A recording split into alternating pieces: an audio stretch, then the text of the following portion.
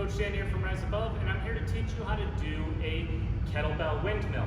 So go ahead, grab that kettlebell, and we're basically going to go ahead and bring that kettlebell straight up overhead. So let's go ahead and let's get into the position that we need to. So let me actually go ahead and bring that kettlebell all the way back down. Sorry, let's go ahead and let's start with just the windmill without the kettlebell for a second.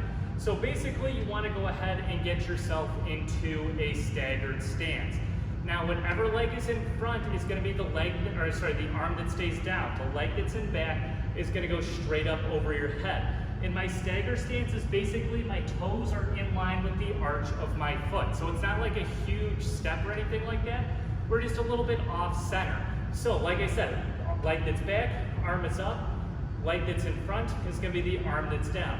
So basically this is, for a very simplistic explanation, this is basically a rotational deadlift where we're pushing the hips back as far as we can, and then we're rotating, reaching for the ground. Now if you can't reach the ground, that's perfectly fine. I don't expect most people to do that because their hips are going to do a major shift as they're doing it. So like I said, it's a hip hinge with a rotation. Now here's the thing is, when I get down to the ground, you can see how my hips shift to the side. That means I cannot physically reach the ground as I'm doing this. So you want to make sure that once you feel the hips shift a little bit, you don't go any further.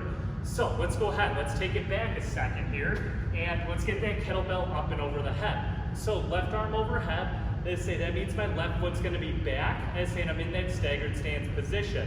So, like I said, it's a hip hinge with a rotational element combined. So I'm pushing those hips back as I'm reaching towards the floor to about the distance I know I can go. And then I'm going to go ahead and bring it right back up overhead before going back into, let's say, my next rep.